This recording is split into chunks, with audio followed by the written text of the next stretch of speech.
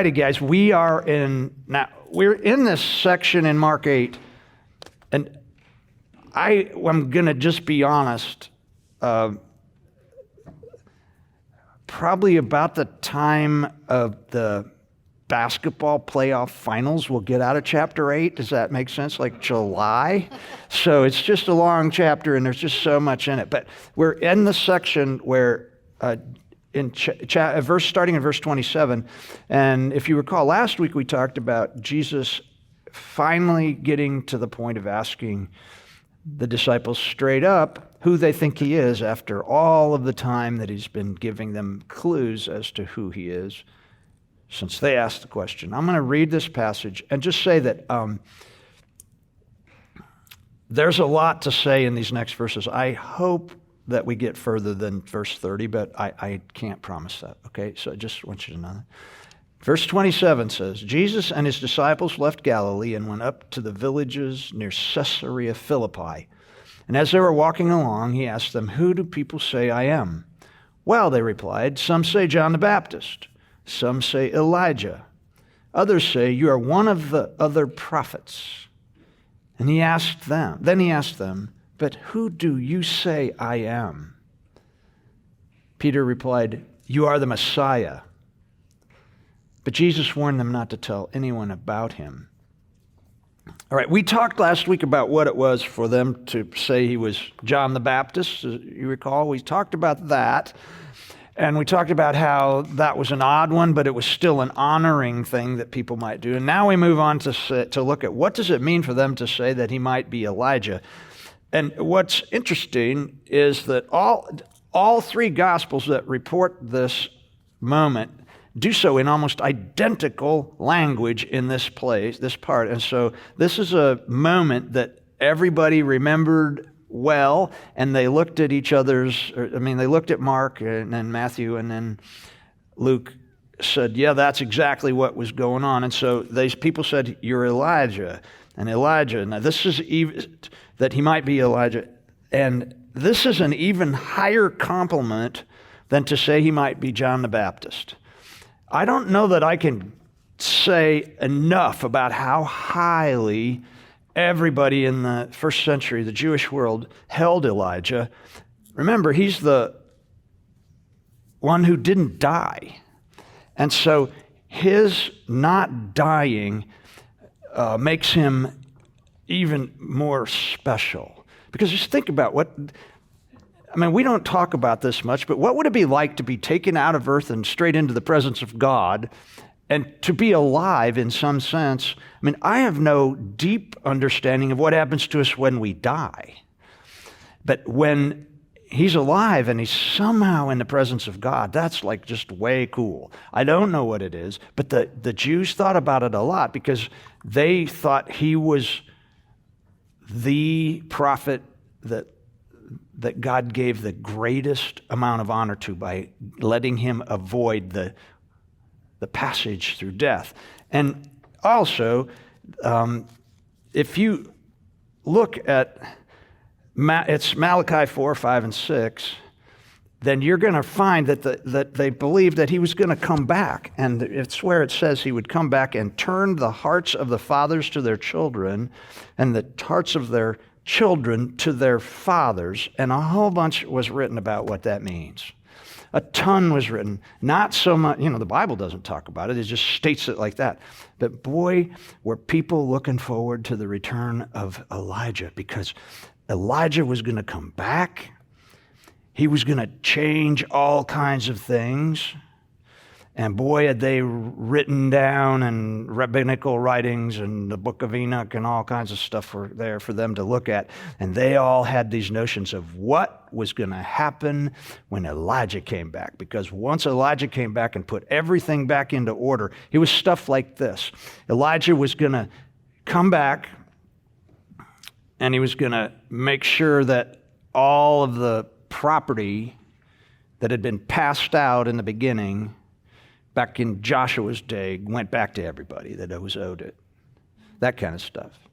And he was going to fix it so that the law was working the way that God wanted it to work. And I have a list of some of the stuff in the notes.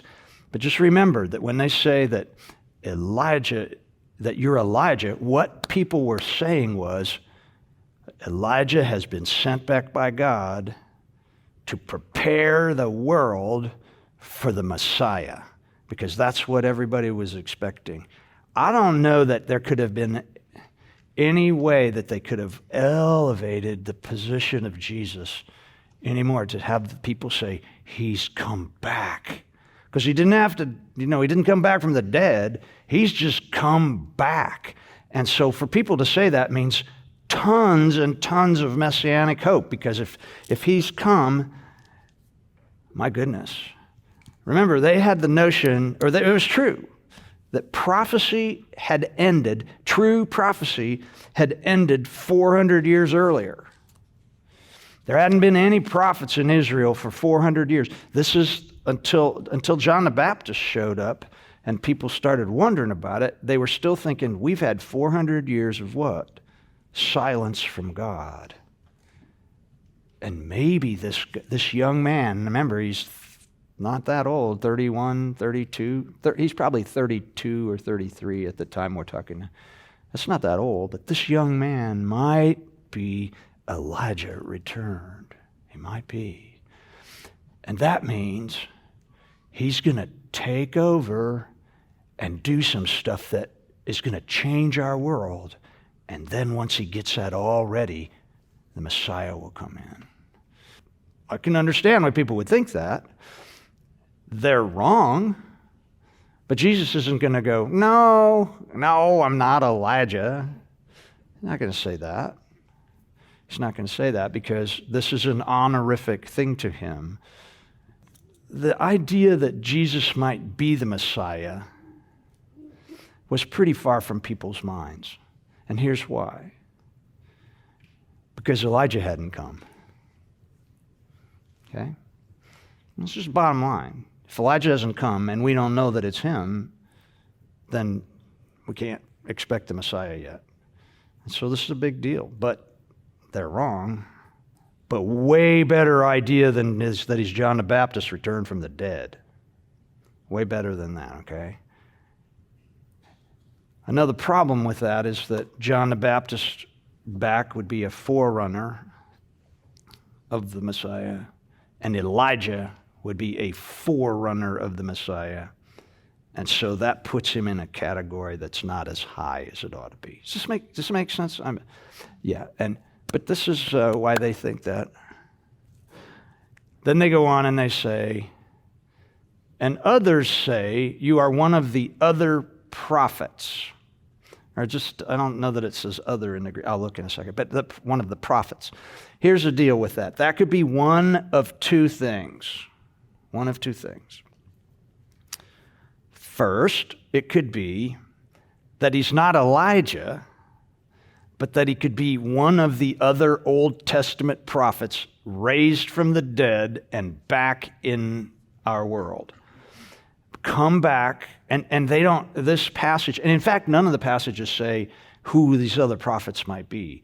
But it could be any of the prophets, Elisha, Nehemiah, Ezekiel, we could go on, and people could have their own minds about who this might be.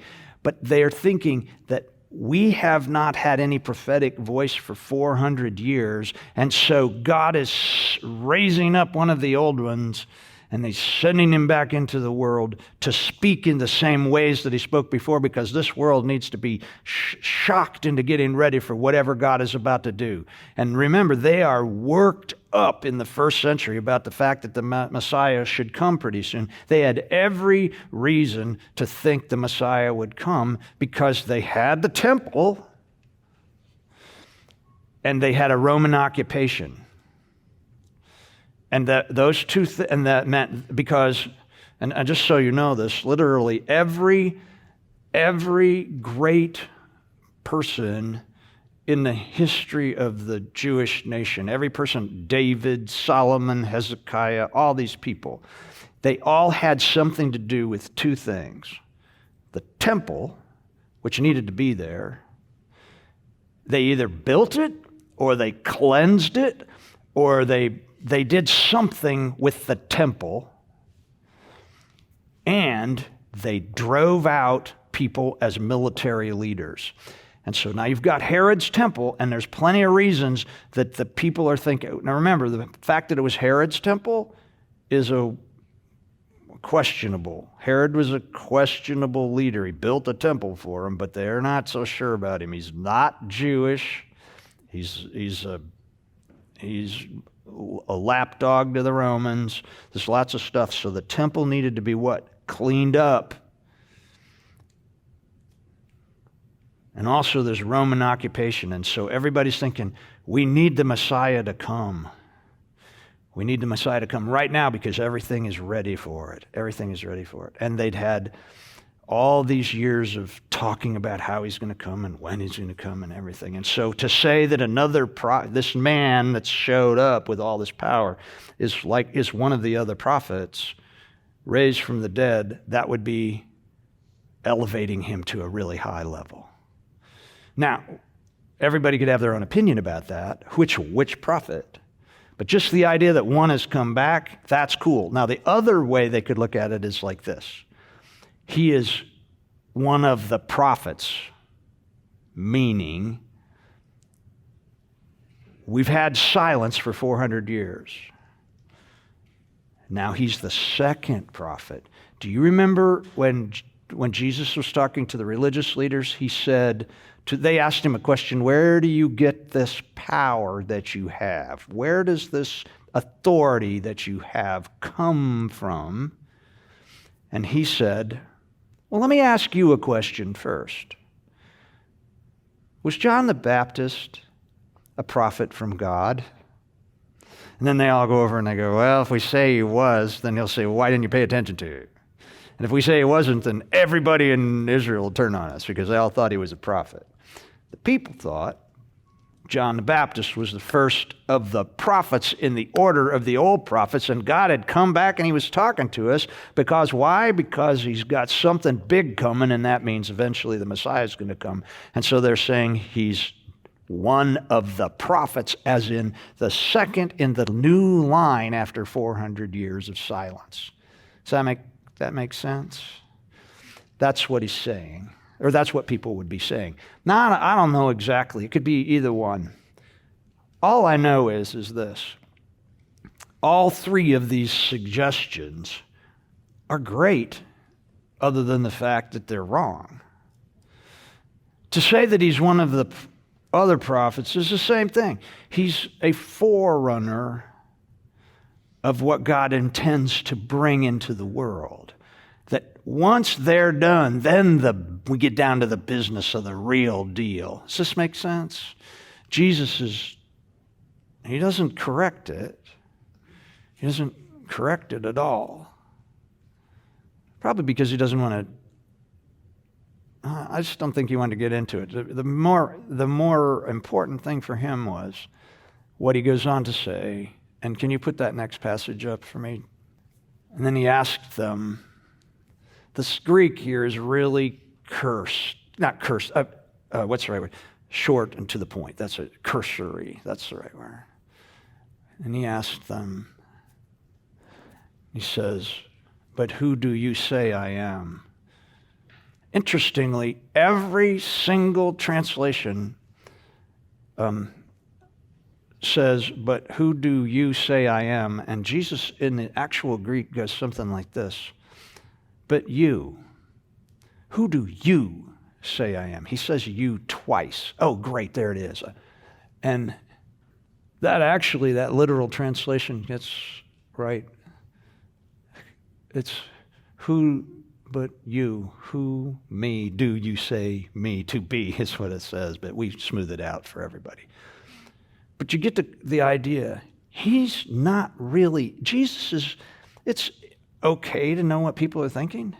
And it's good for Jesus to know that for the most part, people don't think he's like of the devil or somebody that's a charlatan or that no, people are thinking he's three possibilities are all great. And the disciples have been hearing this and they bring it back to him. But he goes, I don't really care what the people say.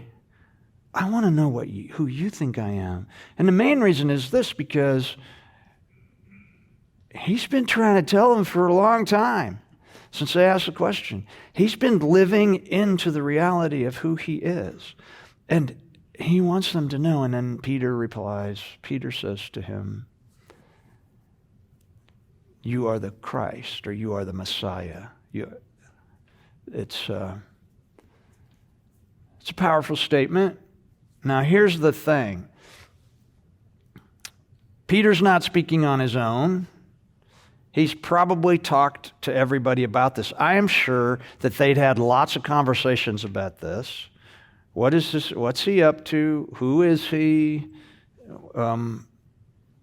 We're following this guy, and where's this leading now? When he says you are the Christ, this comes with tons of expectations about who the Christ is going to be. It comes with all kinds of notions about what's going to happen in the world now that he is here. And primarily, they are all religious and political. Religious only in the sense of structural religion, not in the sense of like heart change or anything like that.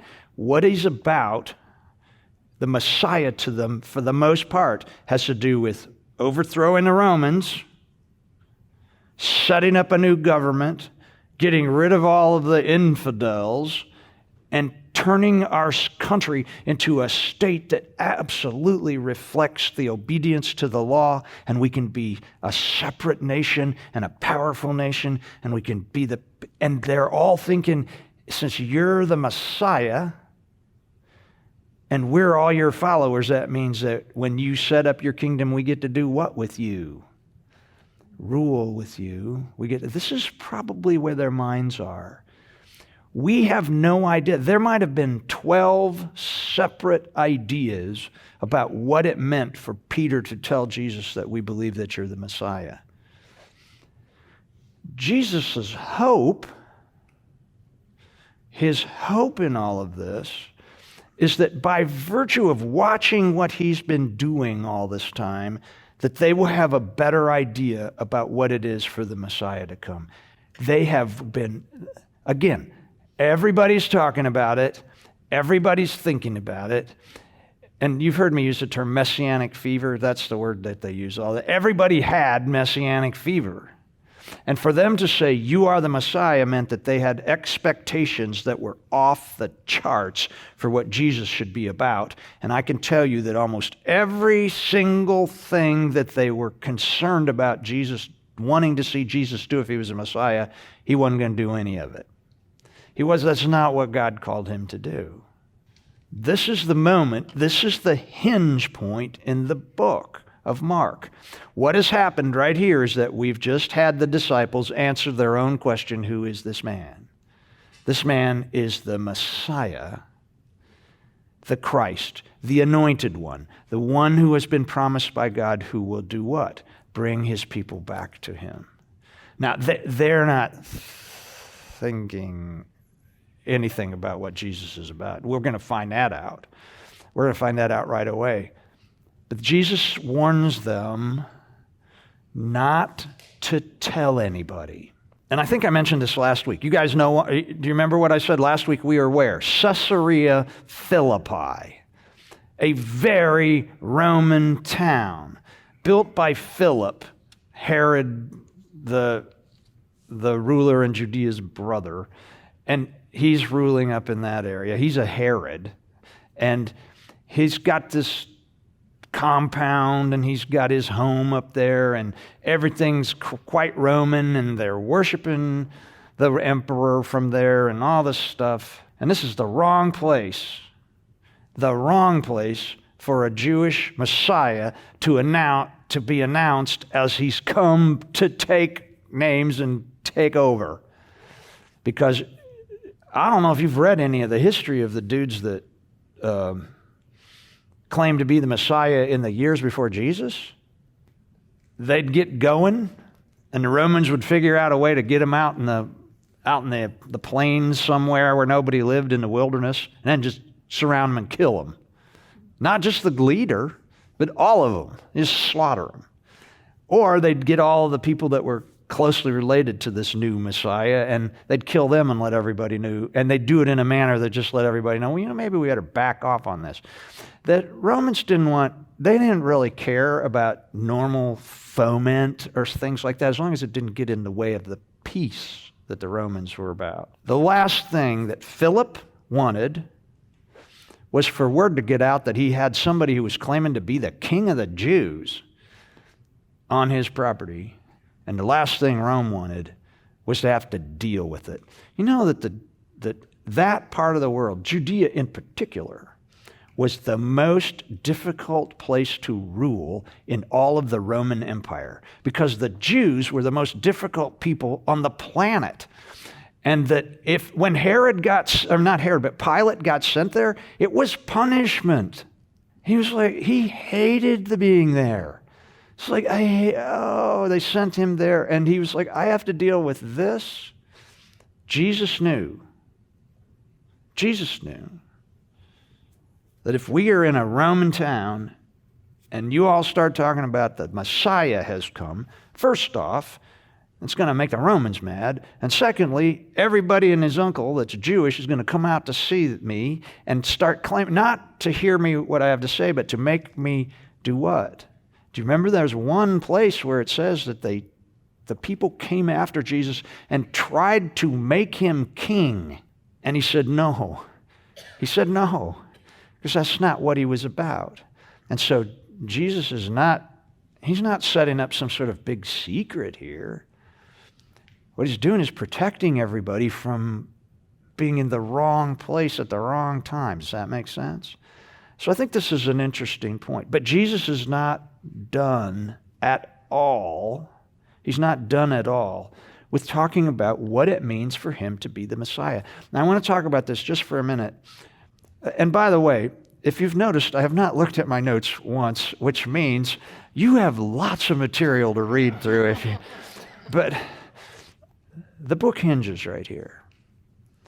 I mean, there was a bit of an introduction, and then we had the question, who is this man? And we have had the question answered in multiples of ways. He's the man who does this. He's the man who has this authority. He's the man who does all of that. Then we come to this point where it goes, well, who am I? Well, who is this man? And the disciples say, you are the Messiah. Now that means the book is now going to tip. From here on out, we're going to see some things that seem the same, but they are a little bit more jacked up. We're going to have the transfiguration. We're going to have Jesus making statements about the law. He's going to say some things that only somebody who has that kind of authority that would be given to a Messiah would ever say. And where we're going is we're going to the cross.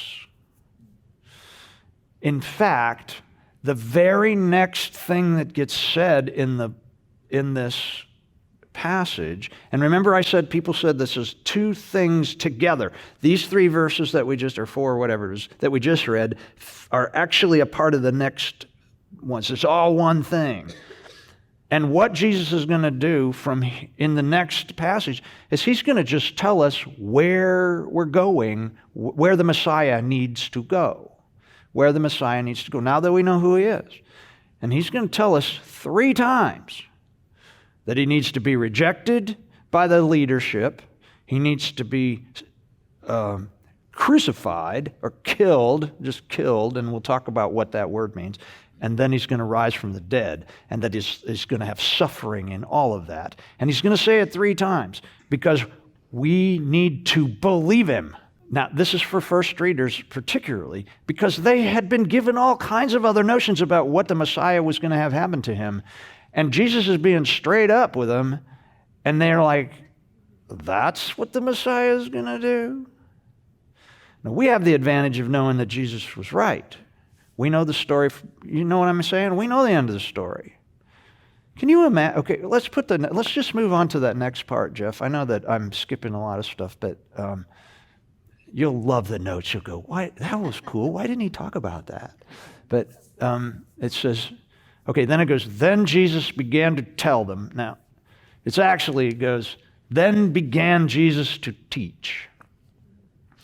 The Greek word for began is a really powerful word, which tends to mean, and we get it twice in this passage, once here and once when it says, and Peter began to rebuke Jesus.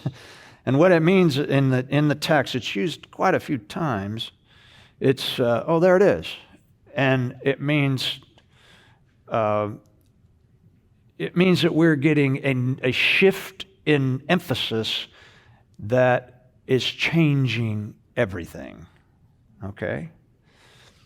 And it says, and then he began to teach them. He began to teach them. So you can see this. Picture this. They're walking along the road, and they're going to some villages around Caesarea Philippi to get together and pray and be by themselves and all this, and they're walking along, and he asks them the question, and Peter says, well, this is who, they say these things, and Peter says, you're the Messiah, and then Jesus begins to do something that changes everything. He begins to teach them about what? That the Son of Man must suffer many terrible things and be rejected by the elders and the leading priests and the teachers of the religious law. And he would be killed, but 3 days later he would rise from the dead. Now that's a pretty powerful statement about what he's beginning to teach them. Now remember, they're thinking that the Messiah is going to come and he's going to take names and he's going to kick butt, if you want to put it that way, and he's going to throw the Romans out, and he's going to bring back the law, and he's going to make it possible for God's presence to come back into the Holy of Holies in the temple, and everybody that's Jewish is going to get along with each other, and they're not going to have to deal with any of the Gentile swine, and everything's going to be exactly the way we want it to be, and it's finally we're going to have the wondrous situation that we had when David was the king. And yet, the first thing out of Jesus' mouth when they say, you are the Christ, he doesn't say, you're right. He just says, and he began to tell them, he began to teach them. Now he calls himself the Son of Man. I want to talk about that for a minute. I'll just cut to the chase. I think I'm right that this phrase, the Son of Man, important, articulated, each word is the Son of Man. It's articulated as a particular son. Yeah, there it is. This is a phrase from Daniel and from the Book of Enoch. Did you put up, which one is that? That's Daniel. As my vision continued that night, I saw someone like a son of man coming with the clouds of heaven.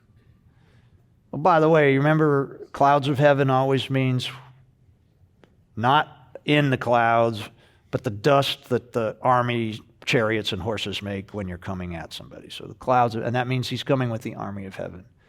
He approached the Ancient One, another name for God, the Father, and was led into his presence. He was given authority, honor, and sovereignty over all the nations of the world, so that people of every race and nation and language would obey him. His rule is eternal. It will never end. His kingdom will never be destroyed. By the time we get here in the first century, this passage has been combined, the Son of Man idea has been combined with the Messianic idea, and so this is what this says is what everybody's expecting the Messiah will be. Now, it's a very odd phrase, Son of Man. It's a bit mysterious. In the notes, I've got lots of stuff about the way that the Son of Man is referenced in other stuff and things like that. But here's the bottom line. Jesus alone referred to himself as the Son of Man, and he did it over and over and over. Why? When this would have been off of everybody's radar, this concept. The reason is this, that the idea of, if he had called himself, if he'd have said, and the Messiah must suffer.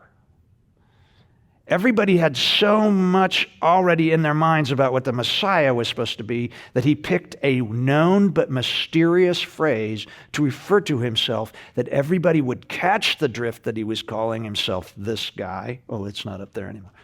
But do you see what I'm saying? This is one of the weirdest things about Jesus, is that he called himself by something that nobody else ever called themselves by. And he alone used the phrase. We get it a couple of times in the later books of the Bible when people are talking back about Jesus. But only Jesus uses the term primarily, and he is speaking about himself as something special. And he wanted the disciples to make the connection. They made it. They knew what he was saying, because we see that they didn't like what he said. He said, the Son of Man, and the most important word in this whole phrase, the word is delta epsilon iota in the Greek. One short word, and what it means, it's a statement. It's almost the same as the phrase, it is written. Okay? That word always means that there's some God-willed event that has to happen. There it is. The must. See it up there? EI up there, the hati deton huion tau anthropon polo pathion. See it up there? He says he must suffer. Much suffering. Now here's the deal. When Jesus says this, what he's saying, and this is important, he is saying that all of the things that I'm about to say about what the Son of Man must go through is because God said it had to happen. God ordained it. This is not my will, it's God's will. And that word always means that when it's in the text. And when you read, it is written, you know that phrase that you read sometimes? That means that it's in the Old Testament, and so it's been prophesied and it has to happen.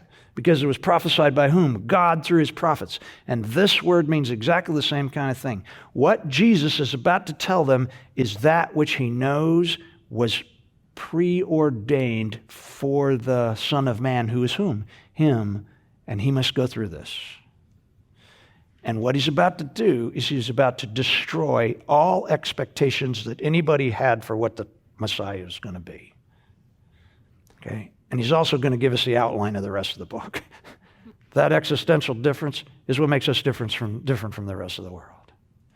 It is this distinctive of those of us who follow Jesus, because we know that he had to go through this in order for the world to be as he wants it to be. He had to choose to do it. It didn't happen to him.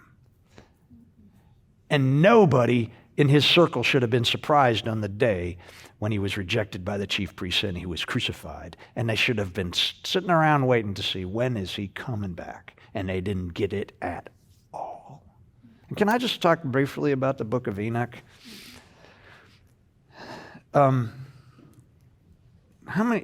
Has anyone read it? You have? And did you think it was one of the 10 worst books ever written? Because it's been voted as one of the 10 worst books ever written. Really? Yeah. The books are, they're what's called it's called an intertestamental, which means between the two testaments. Pseudepigraphal, which means it's written by somebody claiming to be somebody else. Because we all know that Enoch lived, he was back in the Abrahamic kind of before Abraham.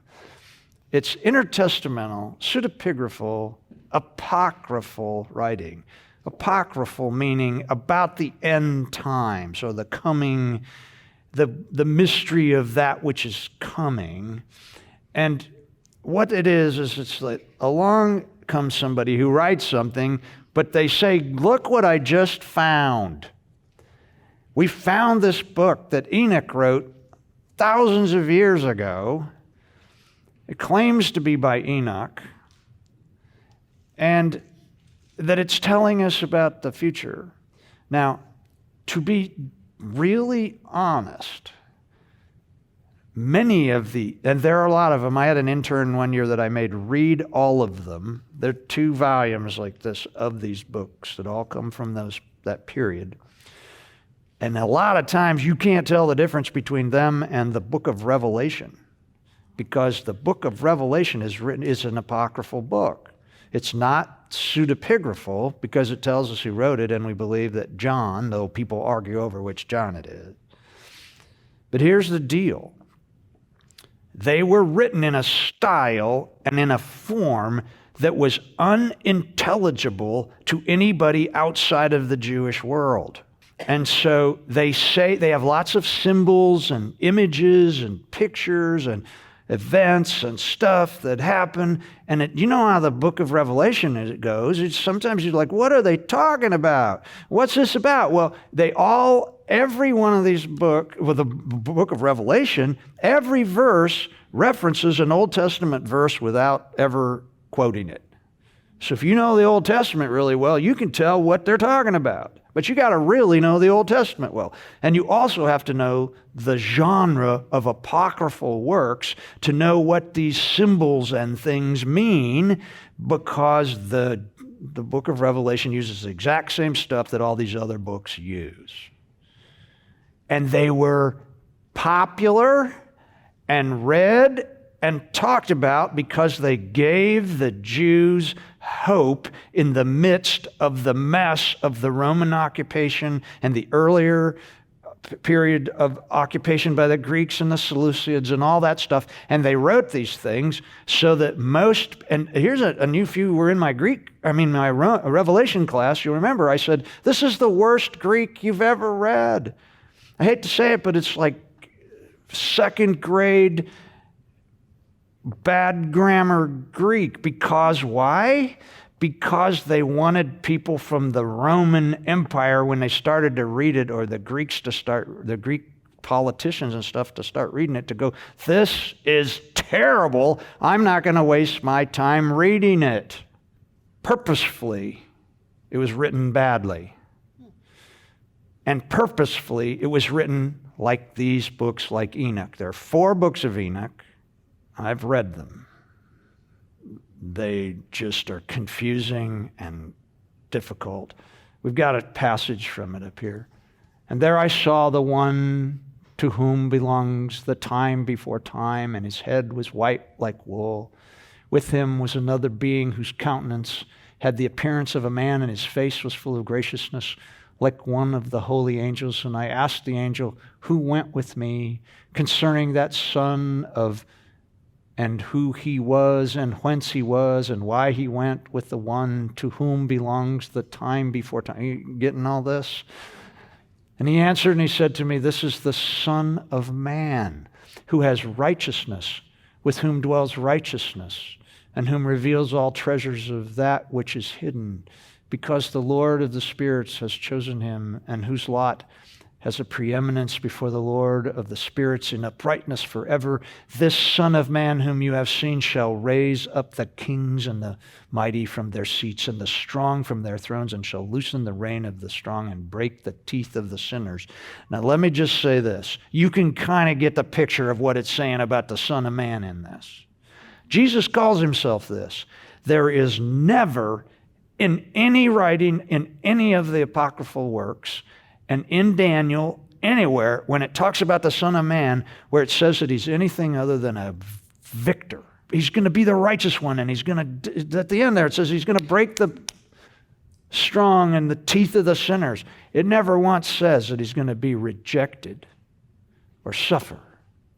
There's no connection anywhere in any Jewish thinking in the first century with the Son of Man suffering anything other than grand victory because he's what? He's the righteous one who God has sent and comes in the power of the Almighty. And then we get this, that the Son of Man must, which again is the word that tells us that it's God ordained, suffer many terrible things. He must suffer. Can you imagine? The disciples probably thought Jesus was out of his mind. Jesus, are you depressed? What's wrong, Jesus?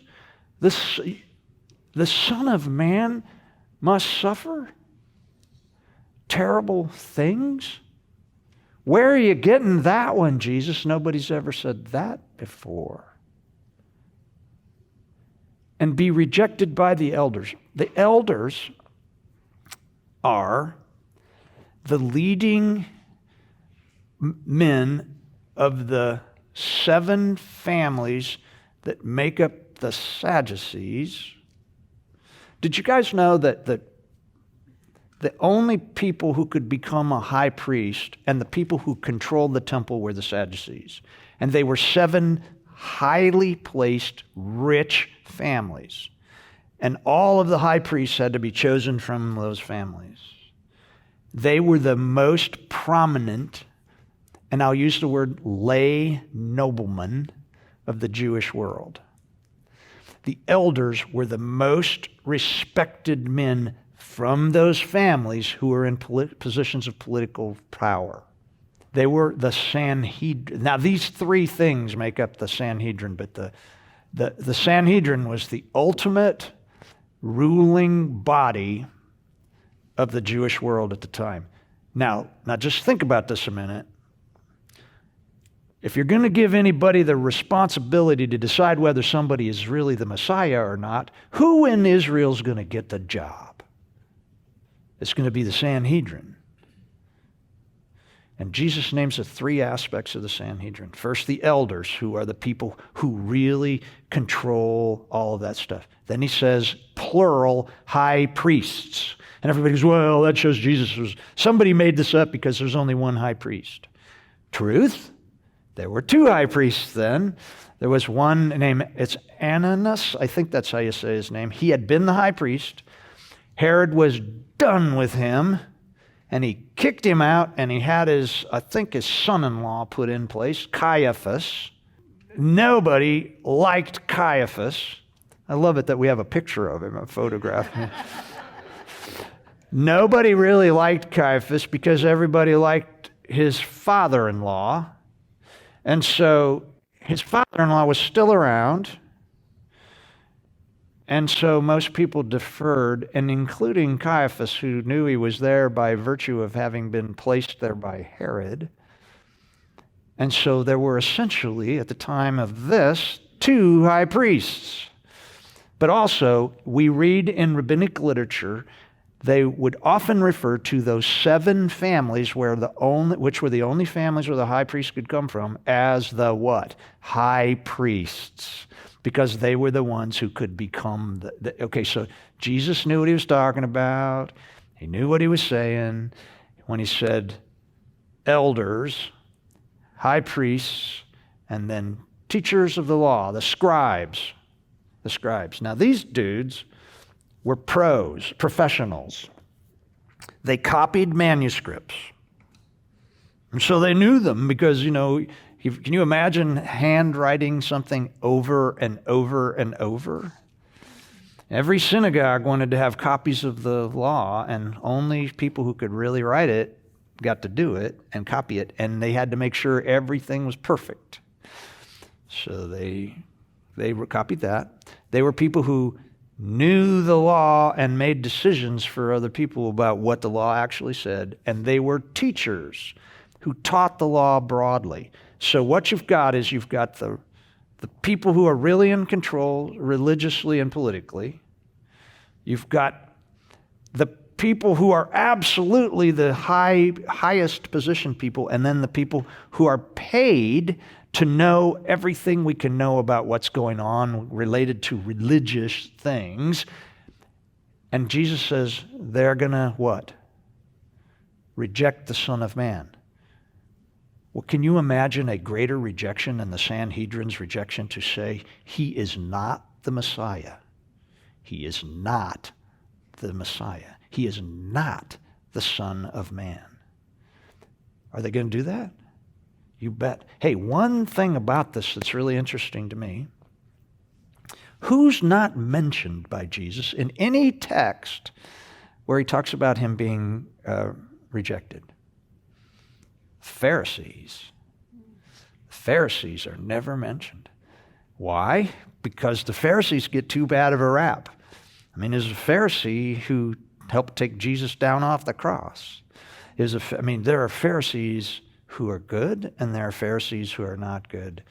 These guys were highly respected by the Jewish people as the people who were, they're sort of like middle class dudes who decided to live lives that were righteous because the people in the Sanhedrin level were not living up to what they felt they should do. And so the Pharisees are not mentioned because they're not the ones who put Jesus on the cross.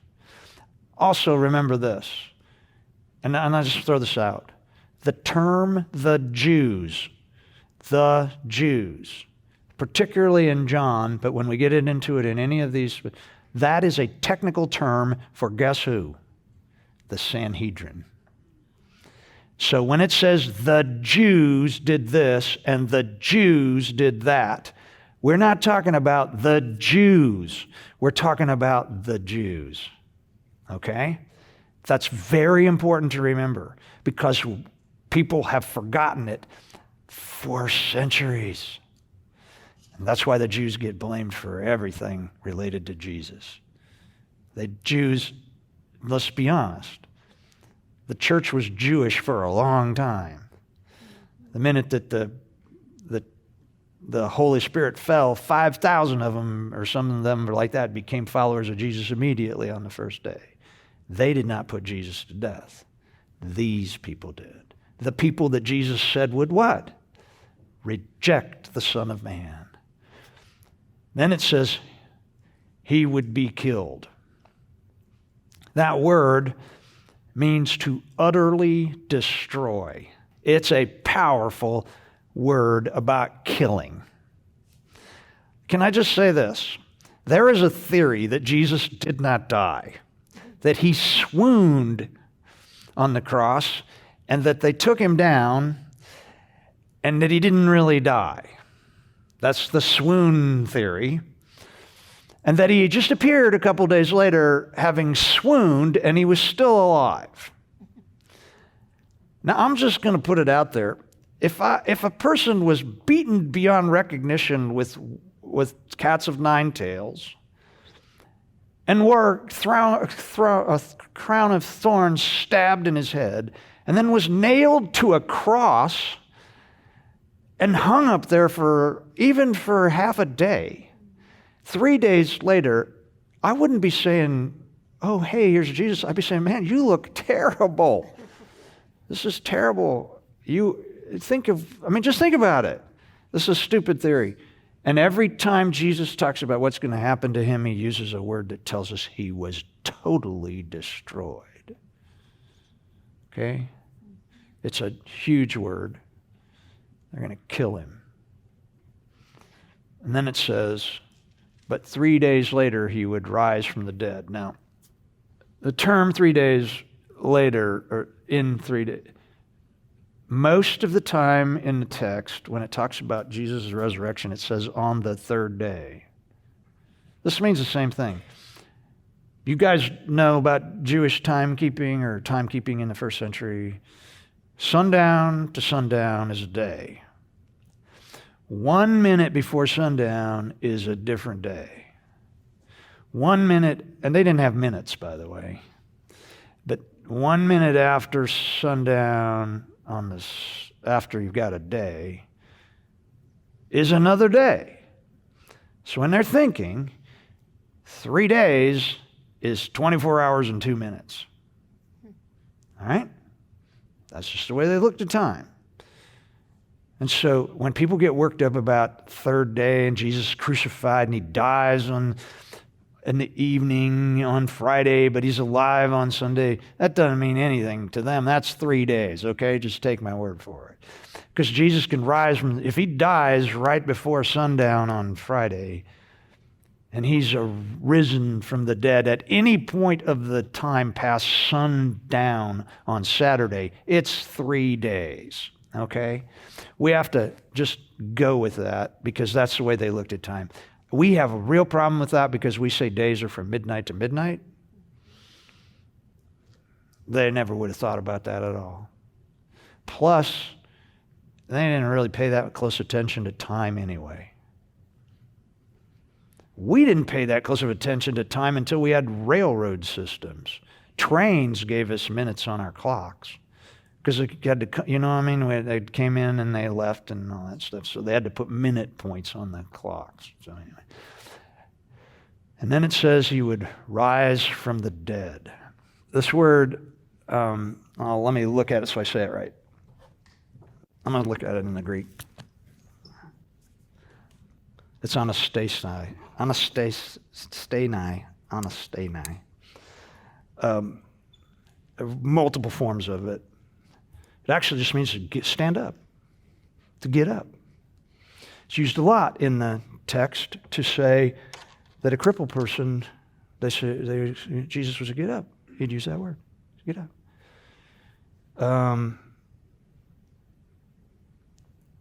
It's a noun. Jesus, it's also, but it became a word in a lot of circles to mean rising up from the dead, to be raised from the dead.